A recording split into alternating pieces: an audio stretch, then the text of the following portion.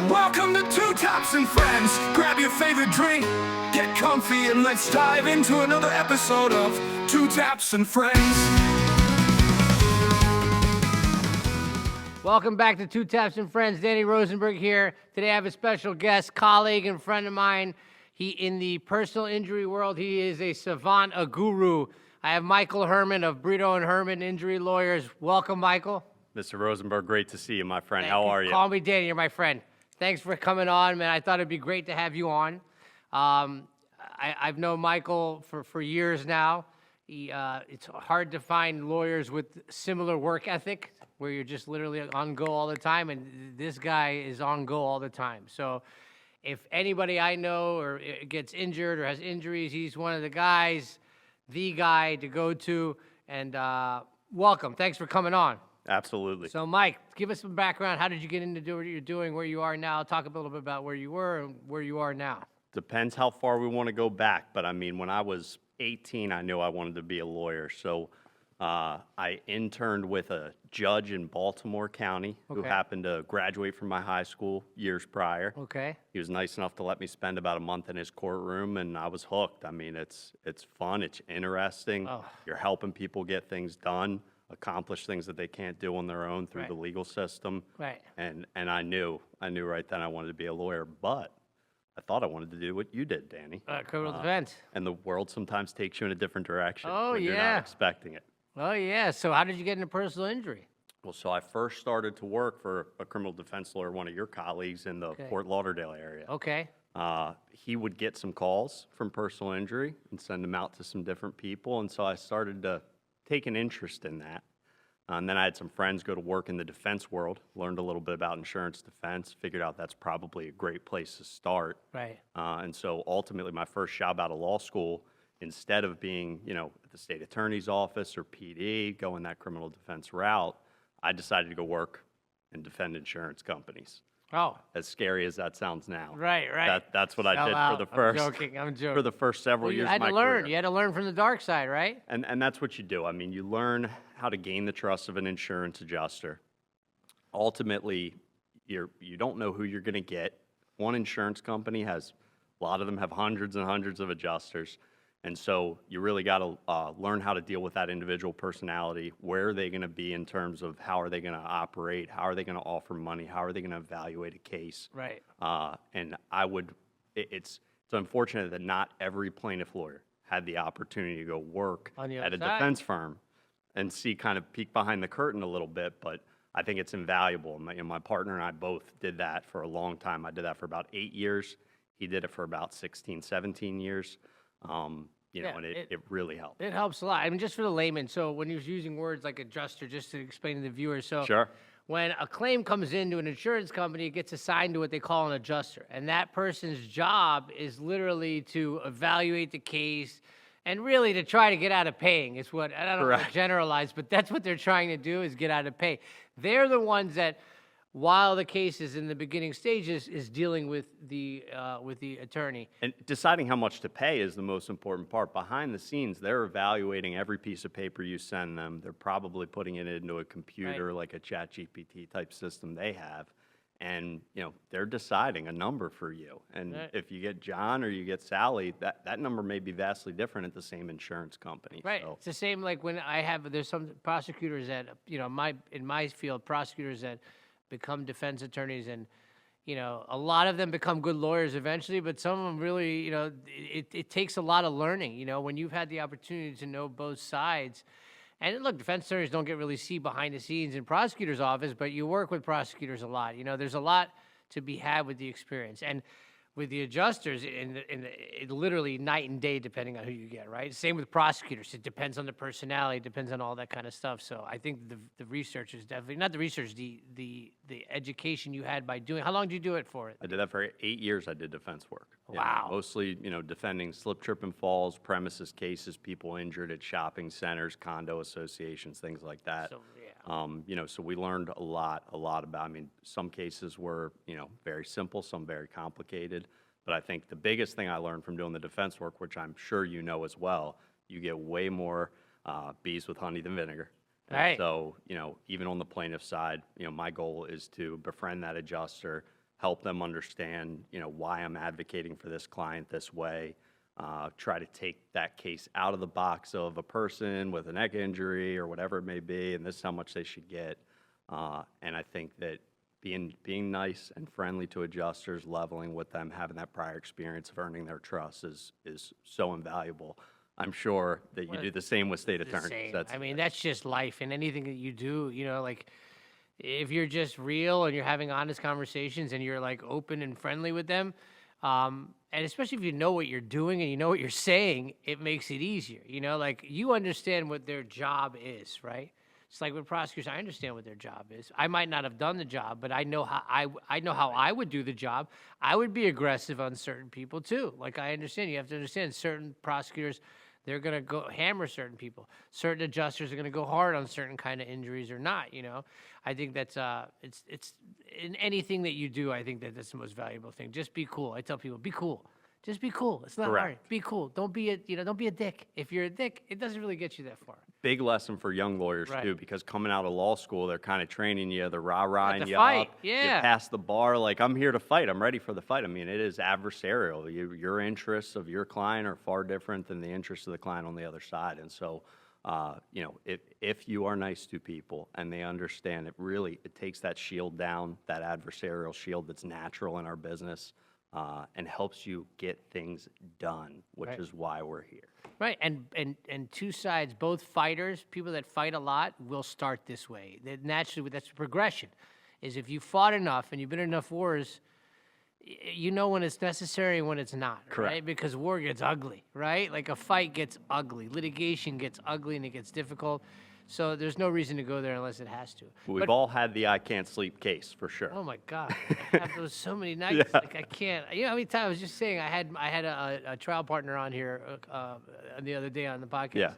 And he called me earlier on this week. What am I doing? I want to quit what I'm doing. I don't know what we're doing. I get these calls once a week by so many different kinds of lawyers. So. It's a good thing, though. I've decided at least that it's a good thing when you have those sleepless nights, because the reality of those is it's because you care about your client, and it's because you want so badly to get that good result for them, and you know that you can. It's a good thing if you have a couple sleepless nights as an attorney. That means you 100%. still care. You take it home with you. I mean, that's the thing about law. Like you said, it's interesting, it's stressful. But it's not something that you can really just turn off. That's what I try to explain this to my wife all the time. She doesn't like hearing that. Like you do have to have a balance, but these are real people with real injuries for you. People that are facing life in prison. Like you can't just turn that off. Like so, when you have that passion, though, that's what makes you successful, right? And that's why you're successful, because people can read that from you. In high-level athletes, they talk about that fast twitch muscle, right? Oh, yeah. Well, to be a good lawyer, you've got to have a fast twitch brain. Things move quickly. You're on all the time. Cell phones now, I'm on 24/7. That's how it is. So you got to move fast. I talked to some of the old lawyers. They're like, dude, I don't know how you're practicing now. Like, it used to be so much easier for us. I'm like, what do you mean? Like, well, when we were out of the office, we were just out of the office. Like, you could send me a fax. You know what I mean? Like, Correct. Sometimes I'm jealous of it, but I think we get a lot more done, I think we do too. I think we get a lot more done a lot faster with this method, and I prefer it. I'd rather just be on and know that I'm on, and this is what I do for a living, and then, this becomes part of your whole personality. This is what you do. Well, if I sense that from a lawyer, though, like I was saying, that's why me and you got along immediately. Like, Correct. if I sense that, like, I'm like, all right. It's going to be hard for someone to call me and trash talk Michael Herman, right? I'm like, listen, I know him. Well, you didn't call me. I'm like, yeah, I don't think that's the case. Like Right. I might find out a different side of the story when I dig a little bit deeper. So be careful what you tell me, right? Like, and there are those 8 to 5 lawyers, and there's nothing wrong with that. With Right. Being an 8 to 5 attorney, I respect it sometimes. correct. Right? Correct. But it's just when you person has the passion, you become successful. I knew you were going to be successful the day I met you, right? Thank you. Always. I've been telling you that. That's why I tried to corral you as much as I could, At a close friend's wedding over 10 years ago. Good times. Oh, yeah, for sure. Oh, that was a good time. But like for the layman, let's talk about some of so I think there's a huge misconception. You guys get a real bad rap. I know. Right? I know. And look, there's the ambulance in the background. I put Yeah, it in here because it just, but as ambulance chasers of people that are just like looking for bad claims. But when I tell people, especially I get calls in the firm, and we got this, it's an easy lawsuit. things have to be present for an injury lawyer to sue and to make money. It's not so simple, right? Correct. There are some cases where people take advantage of the system, just like in anything else. But talk to me about the three major things, or it's three major things that you look for in a case. Whenever I call you and say, hey, Mike, I got a guy, he's got a hurt back, or, it might be one of three, but what are the three you're looking for when you evaluate a case? Absolutely. Every personal injury lawyer, very, very first off the bat, we are looking for insurance coverage, okay? And why is that? I mean, we could talk about this for hours, too. Right. There is a major problem in Florida. Right. It's a problem that needs to be fixed. Our Right. legislature's not addressing it, okay? And they should be. And that issue is insurance coverage. There is not enough insurance coverage required of people in the state of Florida when they're driving a car. I'll explain to you what I mean by that. The law says you have to have certain insurance coverage if you're going to own and operate an automobile in Florida. Right. What you have to have, though, is very minimal. I mean, bare bones. And compared to other states, it's embarrassing. What is it? We only have to have, in order to register our car and prove we have insurance, $10,000 in property damage Oh, cool. for other people's property. I scratched my car. $10,000. I Right. mean, it doesn't pay for anything these days. Right. There's no car on the road. Very Right. few cars on the road that can handle. Right. And then beyond that, they have to have $10,000 in PIP or PIP coverage, personal injury protection coverage. Some people may have heard that term thrown around. Essentially, what it means is in Florida, we have a little bit of a weird rub to the law where they say the first $10,000 of your medical bills are paid through your own insurance carrier, your own car insurance. It's actually primary to health insurance, Medicare, Medicaid, whatever else you might have to pay your medical bills. Right. Beyond that, injury coverage for other people, not required. Other states, even like our neighbor Georgia, has a minimum bodily injury coverage requirement. What's odd about that to me, and should be to other people just on its face, is that why would we require insurance for property and not people? Yeah, that doesn't make sense. So if I can have insurance that'll give me 10,000 in protection by law, right? Correct. It'll protect a car for 10,000, the That other you person's hit, car. right. But if the person gets hurt, there's nothing there. Correct. And so in Florida, to protect yourself from this, and I have this conversation 15 times a week, UM. you have to have UM, and you know this already because we Right. talked about it. Right, well, I know. And, I'm you behind the have scenes. have to have uninsured motorist coverage in Florida. You should always stack it, okay? Because if you stack it, you have multiple cars on the policy, you can multiply your coverage. Explain stacking just briefly, real quick. Stacking coverage is the idea that if you have more than one car on the policy and you purchase uninsured motorist coverage, you can buy it unstacked or stacked, and there's several benefits to it. You should talk to your insurance agent about all this. I'm not an insurance Sure. agent, but I deal in this world as a lawyer. Sure.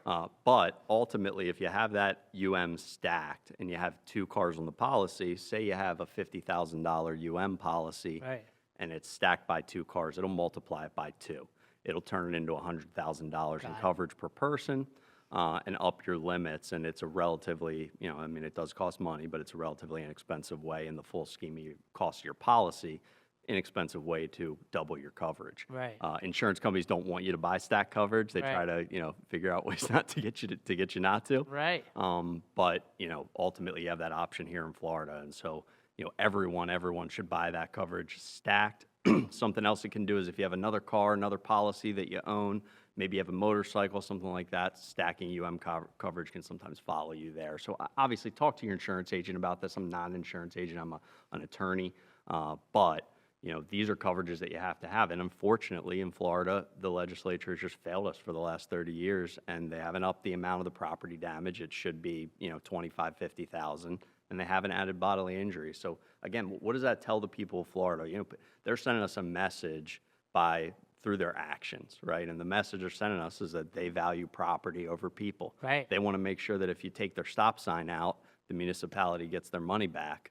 There's $60 for fixing it, but the person that got hurt, they're stuck with nothing. All right. So- To break it down on the way, though, so if there's no coverage now, then the only avenue is to sue the person individually, right? Correct. And I get that question a lot too. Can we do that? And Depends on if the person has money, right? of course you can do that. I mean, there are times where we've recovered money from people personally, where there's funds available, but it's really hard to get a judgment against somebody and collect on it. It's Right. really expensive to get a judgment against somebody and collect on it. I mean, the cases where we go to trial, we're spending six figures in money to get that case to that point. Right. And so if there's no coverage, no finances, no money. And we use things like financial affidavits. We'll send to a defendant driver to see if there's additional funds beyond the policy, but those cases are really rare. And the reality is we need to fix what we have is a real insurance crisis here in Florida. The number of conversations I have with clients where they don't understand, why do I have to use my own insurance for my total loss car? I didn't cause this accident. The other party should pay for this. Right. And I have to explain to them, well, they only have $10,000. Your car's worth $42,000. You have to eat your deductible and go ahead and go through your own insurance, make a claim on your insurance, and deal with everything that comes with that. Right, and it's important to explain to the viewers that and the listeners that like the way that personal injury attorneys, how you guys get paid. You guys aren't getting paid upfront retainers, right? So if somebody sues for money or me, like you pay me a retainer and I work, so I'm being paid. The injury lawyers will make money on a percentage of what is brought back. So in essence, if they have to sue and get a judgment against somebody, you hear he's talking about 6 figures, they have to assess, is it worth, is the damage or the money going to be big enough for us to cover the cost of even doing this, right? So if Michael has to spend $100,000 to get to a judgment, that maybe, he'll maybe make his money back and just to make his money back, he needs to get money for the hurt person. That's the priority, right? So like if there's not money there, that's not a case that he can take on, right? So he has to evaluate like, can I help this person? Is it worth it? And maybe you were in the right and there was wrong. You were wronged. You got hurt, but that part is not there, right? Correct. I mean, to be really clear, I'm in it. The way that I tell my clients about it is I'm in it with you. I mean, Right. I don't take a dime from you as far as charging you by the hour. I don't take an upfront retainer. I'm not going to send you a bill, every month or whatever it may be. With most other lawyers, it is that way. We are only going to get paid if we are able to recover money for you in your case. That's simple. And so the cost of running a personal injury case, at first, early on, before you file a lawsuit, trying to get things worked out, it can be, small, under $500. But as you get into litigation, it gets very expensive. The lawyer spends that money. I am investing in my clients' cases. So when I have a client come into my office or give me a call on the phone and I sit down and evaluate that case, I'm asking myself, am I willing to invest in this person's cause? Because that's ultimately what we're doing. Now, Right. if we're successful, we get those costs back. Right. But, you have to be willing to spend a significant amount of money to get your client justice. And wanting to we help are. people is what we do. But if you have to, there's other clients, there's other people that work and rely on them, right? So like, can I just throw out hundreds of thousands of dollars for a cause, right? That's a different kind of question, right? So, Especially to not get a client a result. I may That's get them the a big thing, judgment. right. They may have a piece of paper that says this person owes them money, and we can never get a dime of it, for reasons that are too long to go into here. Right. But, I'm here to help people, not put them through long, arduous, tough litigation to get nothing. right. And with insurance, they have a duty to pay for this. That's the thing. So now you're putting Michael in a much better position and putting you in a better position, right? Well, we're talking about it's an interesting point that you make. You're right. I mean, they have a duty to their insured, right? So Right. somebody rear ends you, you sue that person. Their insurance company has a duty to get them out of it. Right. Get them out of it. That's what you pay all the bucks for. Settle the case. Pay the money. Get me a release. Right. As for sure, don't let this end up exceeding the policy limits. If the policy limits are $100,000 and we think the case is worth $500, let's pay the $100 and get this done Right. before it gets to trial and it turns into a $500,000 case. Right. So that's, insurance companies have a duty to act in good faith, to do the right thing by their own insured.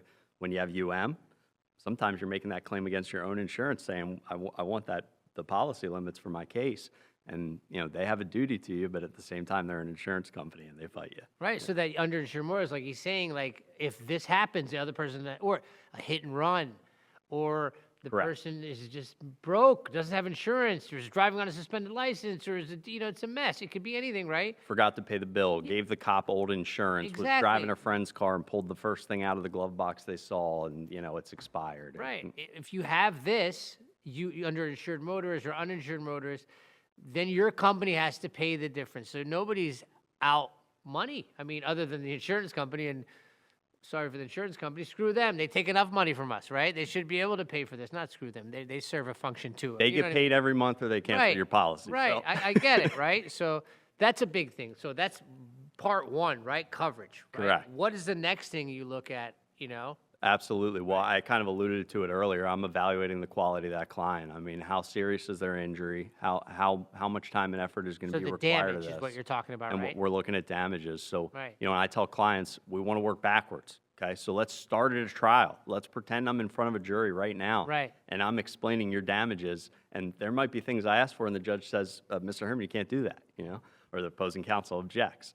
So we want to look at the damages we can recover in court. You can get past medical bills, future medical bills. Okay, you can get past pain and suffering, and there's a little more to that list: loss of enjoyment of life, Sure. et cetera. You can get those things in the future as well. Okay. And then you can get lost wages, you know, things like that, okay? There are other damages you can ask for, but that's essentially what you ask for. So when I have that first meeting with a client and I'm evaluating their case, I'm going through those damages with them. The injury, right? What are your past medical bills? What are your future medical bills? How has this affected your life so far? How do you expect it to affect your life in the future? Where are we with treatment? How much has been done so far? You know, have there been surgeries? Have there been, you know, major injuries, fractures, real problems that got dealt with right then and there at the hospital? That's how we're evaluating that damages case. And then, you know, we're really, the biggest part of that is individualizing. I talked earlier about taking it out of the box for the insurance adjuster. If they see your client, just another person with a neck injury, they're going to put a number on that case very fast, and you're not going to like the number. But if you're able to make a few calls to the insurance adjuster early, explain to them some things about your client, things that other lawyers maybe aren't doing early on in a case, you know, you can really take your client out of the box for that adjuster, and now they're not just a person with a neck injury. They have some unique things about them, ways it's affecting their life. So I think that conversation early on is very important. I'm looking at coverage, I'm looking at damages, And then what's the third one? and beyond that, you know, I'm looking at the quality of the client. We're also the liability, though, is what I'm pointing to. First of all, that's got to be there, right? You have to have liability there. Right. I mean, and look, Florida had a law change a couple years ago. It used to be we were a pure comparative negligence state. What that means is they would just assign fault by a percentage. So you and I get in a car accident. Maybe it's a little murky about what happened. We go in front of a jury. Jury says, oh, it's 60% one person, 40% the other person, has to add up to 100% fault for the crash. They would then say, okay, well, you know, Mike sued Danny, and Mike got 40%, fault on Danny for this crash. He can get 40% of whatever damages he was able to prove to the Right. jury. How much is it their fault, is what he's saying. Like, it has to be someone's fault, right? It can't be you did something stupid, you got injured.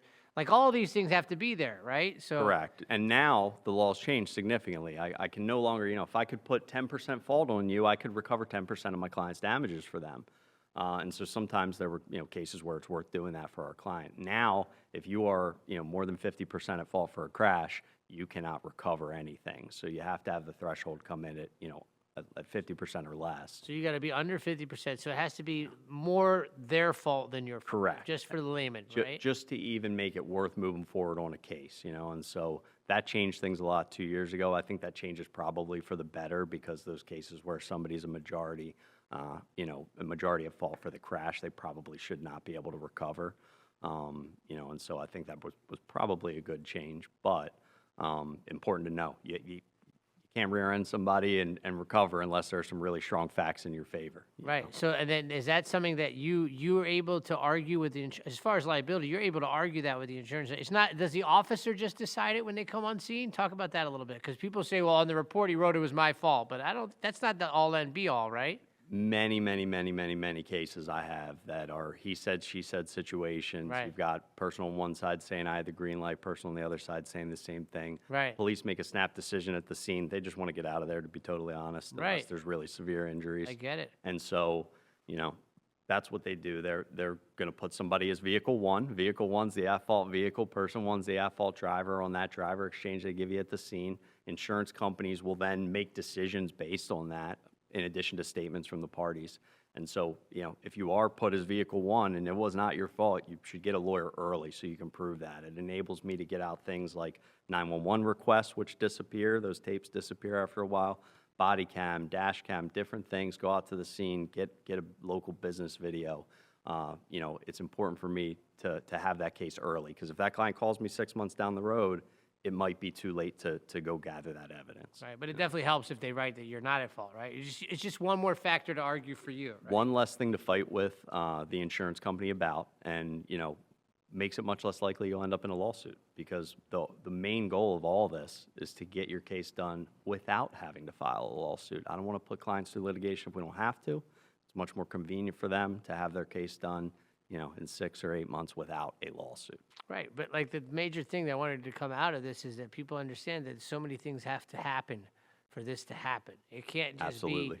be, I went into the supermarket and I slipped. Okay, are you hurt? It Well, is I'm not all right. that simple, correct? Well, I'm all right. What do you mean? I mean, you hurt? Well, I kind of, like, my head hurts a little bit from the fall. Do I have a headache? Like, all right, well, you're gonna evaluate that. It's not something that's gonna go very far, right? And especially when it comes to cases like trip and falls, Yeah, slip and falls, premises cases, they can be more expensive. You've got to hire some experts out of the gate to evaluate that condition that caused the injury oftentimes. And so, you really have to have more significant injuries in those cases. Right. So I was just gonna say, what are the major areas of injury that you see the most? What are the best? What are the most common? Kind of, I wanted to speak to that a little bit. Absolutely. I believe in keeping things simple and doing what you know, right? Right. So, we keep it to car accidents and premises cases. Premises cases are what I used to defend. Premises for layman is just when you get hurt on someone's property. Just, Correct. in case, layman's here, not lawyers. If there's a dangerous condition on someone's property that causes you to injure yourself, that would be considered premises liability. It could be something like at your condo association or HOA, a broken sidewalk or some issue like that. It could be something at a shopping center or grocery store, or something on the floor at a TJ Maxx, things like that. What has to be So- in place for those? Like, what are you looking for in those? When you So- get a premises case, say I trip leaving the studio right now, we trip on the parking and I fall. Like, what are you looking for? Great example. So those are a little bit different than your standard auto case. Right. But what you're going to do in that case is you're going to go to the property appraiser's website, find out who owns that property. You're going to run them through SunBiz, which is, where we all register our businesses in the state of Florida, including my law firm. Right. And I'm going to look them up, find out who owns it, and they're going to get some letters to preserve video, letters to give me their insurance policy or forward my letters to their insurance company. Right. And we're going to try to find insurance early. What's different about those cases than auto cases, which we've been talking about here, is that oftentimes there is coverage in those cases. Oftentimes property owners want to protect their property. They do have an asset to protect. Right. And so they will buy coverage, and they will have insurance policies, which is good for clients. It's good for the citizens of Florida. We want to make sure that people that own property take responsibility for it. And, we don't want them to lose their property if somebody gets hurt there. We just want them to fix it, make it better, and Right. get it taken care of. And that's why we have insurance. So the coverage is easier for those cases. But what's the Correct. difficulty in those cases? The difficulty in those cases is always liability. I mean, if Right. you look at jury verdicts for slip, trip, and fall cases, they come in all over the place. And what I mean by that is that comparative fault percentage. You'll see 50-50 cases, you'll see 80-20 cases, one way and the other. And so liability is always tough in those cases. What they come down to oftentimes is, how long did this condition exist? How expensive would the repair have been? Was there a condition even? Was there a condition? I mean, how easy would it have been to fix this problem? And really the best way that I've found to prove that in court is video. You've got to get video, especially these things that happen inside of stores and box stores and grocery stores. If you don't have video showing not just the fall, but where are the employees? Where was the person that's supposed to be monitoring the aisles, keeping things clean, keeping things straight? Right. Where have they been for the last hour, 2 hours? So you've got to ask for preservation of video far beyond the incident itself in those cases. And I could tell you many stories where, we've had cases that video proved out why that condition sat there for so long. And it had nothing to do with the video of the fall. It was video of the, person up at the register because they were shorthanded and they weren't back cleaning. Or, I had one time where a guy was supposed to be sweeping up this area. He came up, he kicked the thing that ultimately made my client fall. And then he went outside. He went outside in the parking lot. He didn't come back in the front door. And again, if we don't have the front door video camera, we don't have these things, we don't know what's going on. We can't prove liability. Right. He didn't come back in for about an hour. So, in that time, my client falls. Had he not kicked at it and actually bent over and picked it up, we wouldn't have been there. Right, and I think it's interesting for the viewers to know that the law, that's the beauty of the law in our country. It's just like upgrading software, like a new case law. The new situation comes up, the courts evaluate, they decide. So when it comes to situations like that, they evaluate, like say, like there's a spill in Publix, right? If in Publix, they literally, you know this, if in Publix the spill happens and an employee gets it, and maybe in that fraction of a second you slip, it's not as good of a case as if that stain sat there for an hour, 30 minutes, right? That's what you're evaluating, right? Correct. And when That's what you're the law protects. when you're talking about a liquid substance on a floor, there's actually a specific Florida statute that requires us as the lawyers to prove notice. We've got to prove that that thing had been there long enough that they should have done something about it. Right. And you can prove that many ways, but that's a requirement in proving your case. So if you go to court and you cannot prove that they knew or should have known about this thing and taken action to correct it prior to your incident because it happened 30 seconds before, then you're not going to win your case, and you need a lawyer that knows that. You need a lawyer that's going to tell you that at the out front, be honest with you about what the potential problems are. And so, that's a huge one in those, liquid on the floor cases. You've got to be able to prove notice. Right. And as far as car accidents, the other major area you see, right? Exactly right. And I mean, there are other things. We do a little bit of products liability here and there if it's the right case. If it's not, we'll send that to another law firm that specializes. Medical malpractice, we usually will send that out to another law firm that specializes. If I have a client that has a problem and that's not something that I do, I want to get them to somebody that does. I really think the law over the last 20, 30 years has become so specialized. You really don't have too many of these guys that just hang a shingle and do everything. Come to me with your family law case, your criminal case, your injury case. Not effective. Right. Really not effective. And so I'd rather get those people to somebody that is doing that every single day. Right. And so people, another thing I hear from people is like the injuries. What are the injuries? And some of this is common sense, but what are the injuries that generally are going to draw the biggest amount of damages? Like money judgments. Because people think, I hurt my finger, I want $100,000. Like, okay, you're not going to get $100,000, right? Like, you would think it's common sense, but it's, so talk a little bit about that if you could, just for the layman. It's a really interesting point. And sometimes, you have these cases. I had like absolutely heartbreaking case earlier this year that was a double wrongful death, and the whole family was in the car. There were people that survived. It was like truly terrible stuff. Right. And, those kind of cases, right away. Right away that they're going to be valuable for that family. It's something that they should pursue. There's going to be money there for them. Right. You got to find coverage, but if you do, then you know that the damages are there and that the case is valuable. But there's other cases that you really don't know. And I had a talk with someone today that I was letting them know, look, we're not going to know where you're at for 3-4 months because your accident just happened. And so if in a month from now you feel 100%, great, I'm going to get you less money, but that's good. Right. You don't want a bunch of money if you don't have to. Yeah, if it's at the expense of your health. But if we're at 3 months and you still feel the way you feel today talking to me, that's not good. We're going to have to get you more money to make that okay. We're going to have to make sure that the doctors that evaluate you, put out what is it going to cost for you in the future, because the case is going to be over one day. Whether it's a jury trial or a settlement or whatever it may be, the case can be over one day.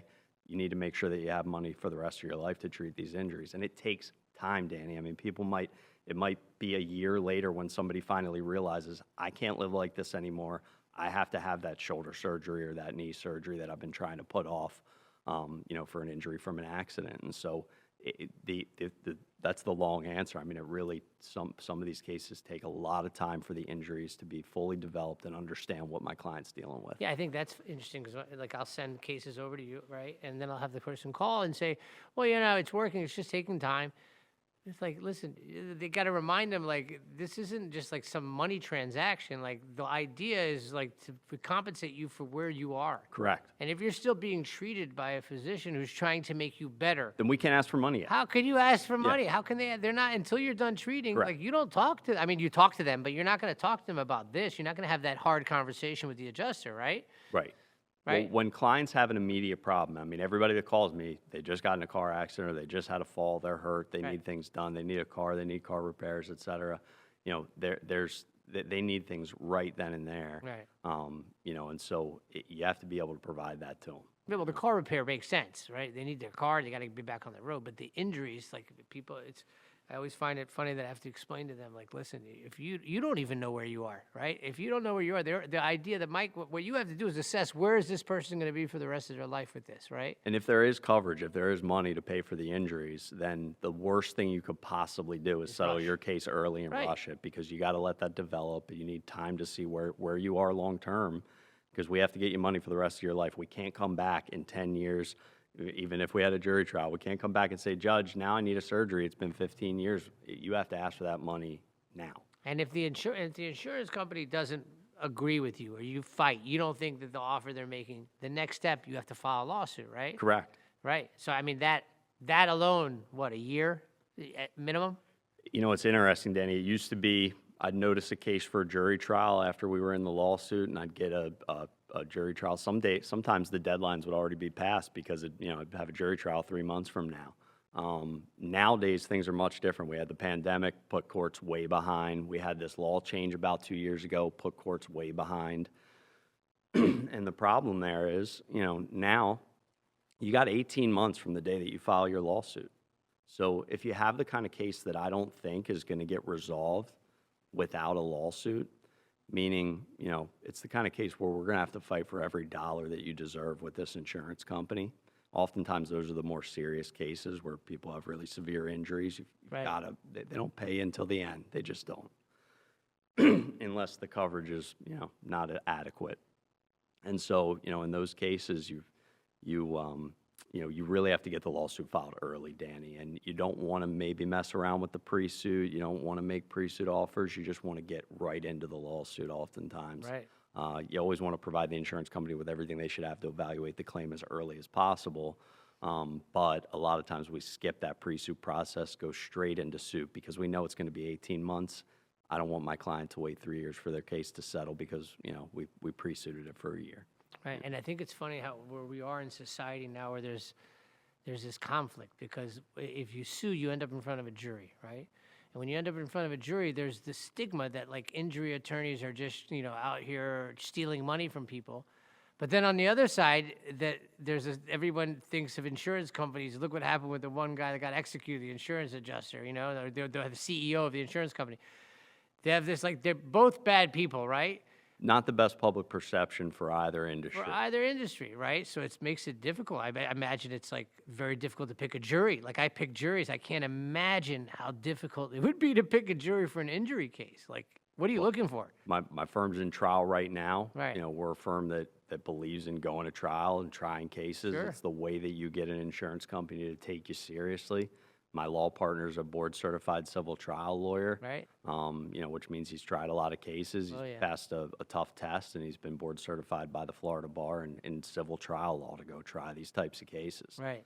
And so you have to have a way to overcome in jury selection. It's also called voir dire. You have this way to overcome those biases, and jury selection's all about we talk overcoming. about it here a lot. You're literally judging people. We're flushing questions out of you to be able to size up your biases. Correct. Like, have you had an injury? Have you ever been? Those are kind of things that we're looking for. And the other side doesn't want you if you have, so they're trying to strike the people they don't like. We're trying to strike the people you don't like, and you end up with something in the middle. Correct. And that's the crazy part about it. So it's so risky. Jury selection is very fun and interesting. It's the only time you're talking directly to that jury and interacting with them. And it's, Right. I'm a people person. It's great to Yeah. meet new people, hear about them, hear what's going on. But there's an underlying thing going on that the lawyers know about that maybe the jurors aren't seeing while they're there, which is that we're evaluating you for bias. Right. One of the things that we'll ask in voir dire is just who has a problem with giving out a lot of money? We're going to ask you for a big number, a lot of money for our client. They've been hurt, and this is what we need. Who has a problem with that? Who, no matter how bad somebody's hurt, just can't bring themselves to give somebody that kind of money? And you'll get hands up that say, I don't want to be a part of that, which is understandable, but you got to get those people off your jury. You got to get them off the panel, right? It's just wild to me because the stigma that people have for the injury attorneys. Oh, they're stealing money. The insurance company, they were the ones rallying, and they pushed that narrative out there too. The Correct. injury attorneys are driving up your insurance costs and all that kind of stuff. And people need to understand too. I mean, that, these cute things like the Geico Gecko and Flow from Progressive and these friendly commercials that are comical and things like.